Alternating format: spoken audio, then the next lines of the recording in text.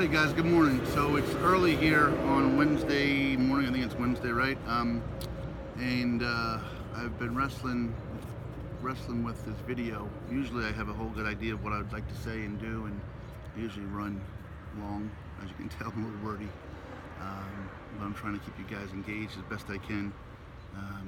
So I've been wrestling with today and try to share with you guys what I can, because I know there are people out there that care about me and love me. I mean, may only be a handful of you that I'm kidding. I know I've got a lot of support so far, but I do try to keep my family's emotions in check, and things like that. So I say in things like that way too much, so I gotta stop doing that. But anyway, I say that too much as well.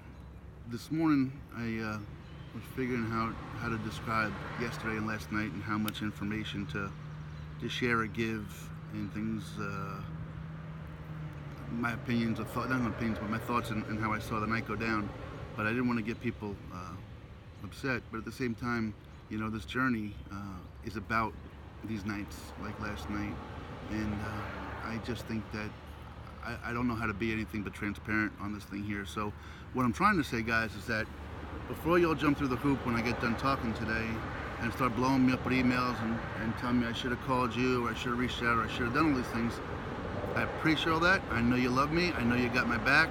But this is what it's about. This is what it's about. So anyway, I try to keep you guys updated with the morning and midday and kind of a nighttime recap as to where I'm at with everything. And so I think I did a pretty good job yesterday keeping you updated with some of the rain situations and some of the real positive people I met throughout the day. I was just getting into town late last night because of all those rain delays. And just so you guys know, my MO basically is that I go to eating establishments, bars, restaurants, diners, something like that, because that's where you have a large group of people. This is at the end of the night when I don't have somewhere lined up to stay. And typically, anytime you get a group of 20 people together in any capacity, there's always those one or two people that are the ones that are adventurous enough or crazy enough, if the term is right, to consider letting the guys sleep on that floor and learning about them and so forth. So last night I was happening up on about a mile and a half outside my goal. I wasn't too worried about reaching the final destination last night because I know today I want to get into a part of Pittsburgh that's only about 8 or 10 miles, but I want to get in because I want to really immerse myself in the community for a few hours if I can, and hopefully get some great video and get a different perspective on things. But anyway, so I saw this restaurant bar called the Rivertown, and I don't know if I'm quite in North Versailles or what town it's considered, but if you let me stop in, charge my batteries, say hi to some folks. Some days I have a water and a Diet Coke, some days I have a water and a beer, just depends on how the mood goes.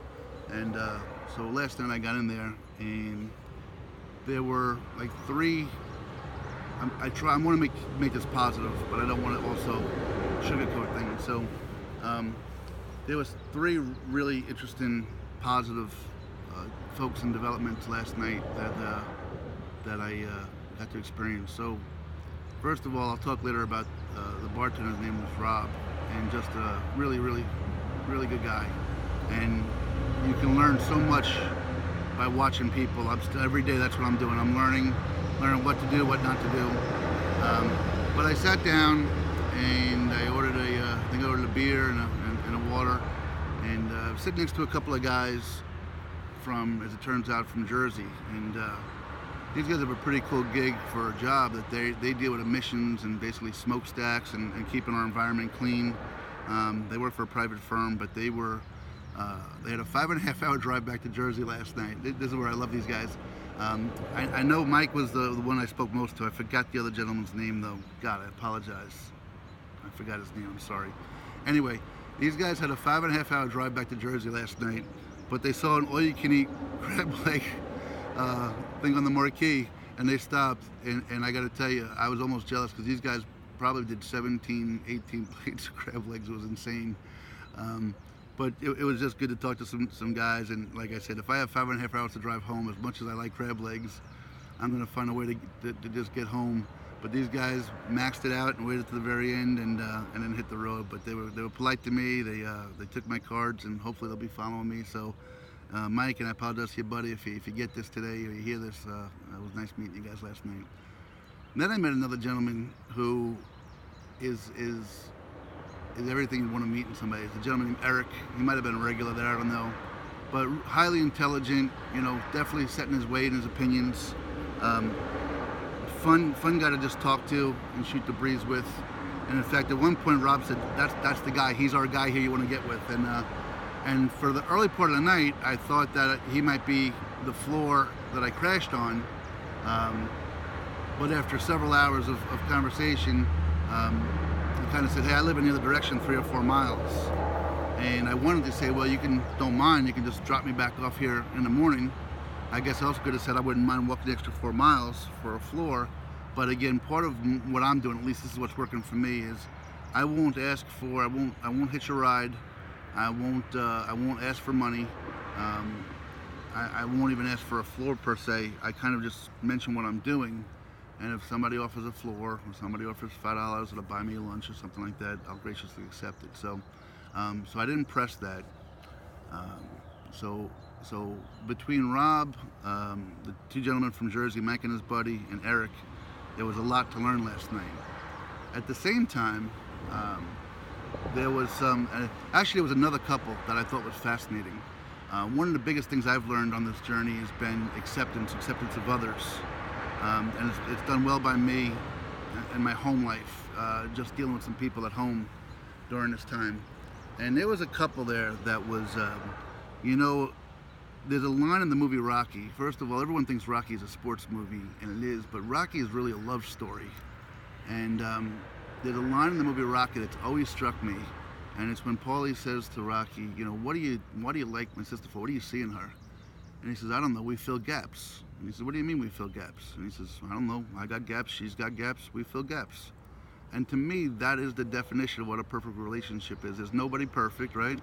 But if she can fill his gaps and he can fill her gaps, it's a great gig. So this couple came in a little bit younger than me, probably in their early 40s, and they actually sat around Eric, so you could tell there was no jealousy or anything like that.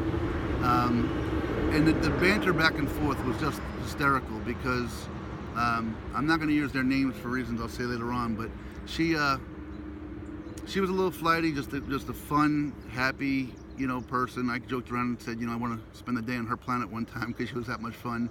And he was kind of the more sarcastic, serious, but serious with a fun tone to him. And the two of them just played off each other for what seemed like a couple of hours, and it was just fun to watch a couple, that imperfectly perfect. It was really neat. So I got a kick out of those two. And then sometime during the night, another crowd came in, and look, I'm not here to talk negative and judge people, and I'm sure they weren't real. I wasn't their cup of tea, but it is what it is. So, well, what's funny is, to those of you that know me, you'll understand, if you know me in a long time, that last night was an exact Jim Smith night. I don't know why.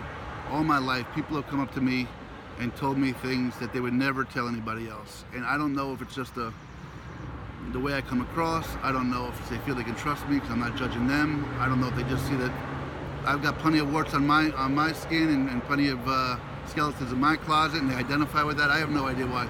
But people tell me just some crazy stuff.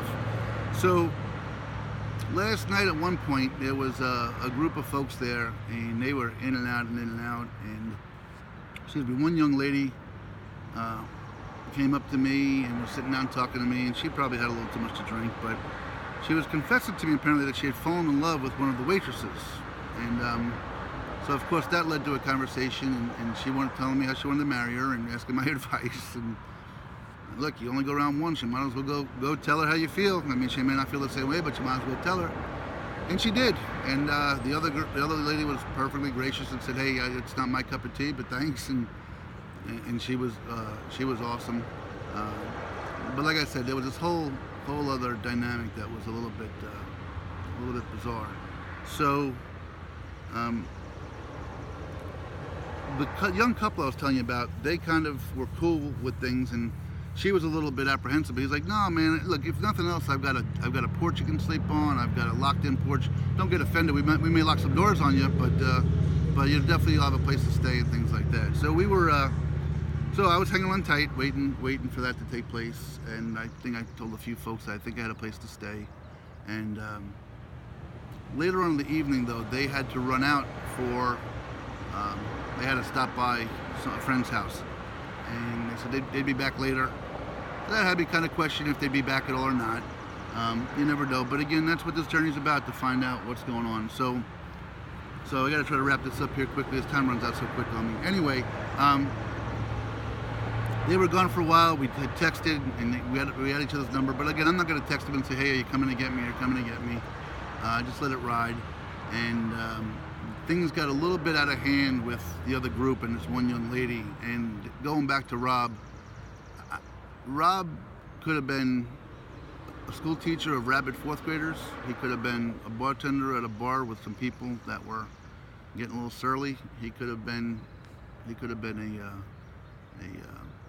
correctional officer at a prison.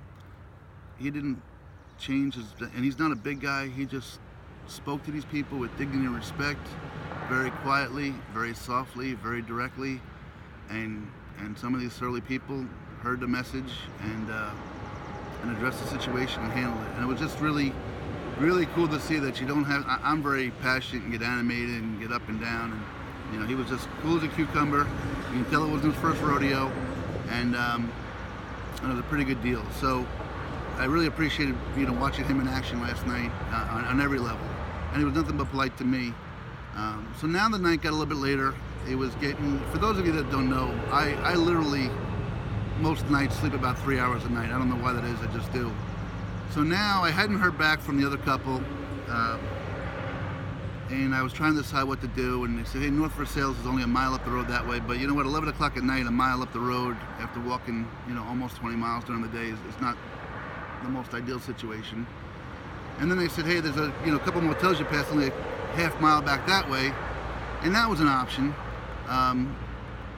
And while I don't really have the money to be buying a hotel room or even a little motel for $50 for just a few hours sleep, what really got me concerned was, if you guys saw the highway I was walking on last night, there is no shoulder. It's like this much. I'm literally walking in the lanes, and the last thing I wanted to do was be walking in the dark, even with my reflective stuff on, at 11 o'clock at night to go get a room. So I made a conscious decision last night, and it's something I knew I'd be doing, and something I frankly wanted to do, that I was going to park it outside last night. And I set up a little base camp, and I slept for a little while, and you can see it's pretty early, I'm raring to go. The only thing is, I know I gotta try to find a way to get a shower this morning badly, so that's gonna be my number one priority, is to try to figure out how to do that. Actually, my number one priority is to get into town, get a little breakfast in me, and then go with that. So anyway, after Robin and another of his buddies said, hey, why don't you just head back to a motel, I didn't want to kind of, people don't get upset, they get worried about you. I don't want to worry anybody, so I said, no, I appreciate it. But I went to go pay my bill to Rob, and I had a sandwich there earlier and literally a couple beers. And this is what I thought was so cool. Rob was a big proponent of what I was doing, but he didn't hover over me. He did tell some other folks about what I was doing. And when I came up to pay the bill, he said, you don't have a bill, sir. He said, it's all taken care of, I got it. And, you know, sometimes there's a way to be kind to folks and treat them, but some people do it with such bravado that they're really calling attention to themselves. And then there's Rob, who in such a subtle way did never mention a thing to me all night, just let me sit there and watch and engage, and then at the end of the night just said, hey, I got this, brother. So he was amazed at what I'm doing and so proud of what I'm doing. I hope he's following today. So Rob, I definitely call you a brother in arms. I appreciate your gesture last night, I really do. And like I said, you know, there are three takeaways from the story. There were three takeaways, but the positives were Rob, Eric, and these two gentlemen from Jersey were just real cool dudes. And that's where we're at. So the sun's up. I'm going to start to head into town here to get a little breakfast. I may try to clean up a little bit, and that's where we're at. So guys, I love you. Kira, Lynn, and Grace, hopefully you will see this video because I don't want you guys worrying. To all my friends, I'm going to say, you should have called me. Guys, I got this. This is what the book's about. This is what the journey's about, right? I love you all. I'll keep you updated. Have a great day now.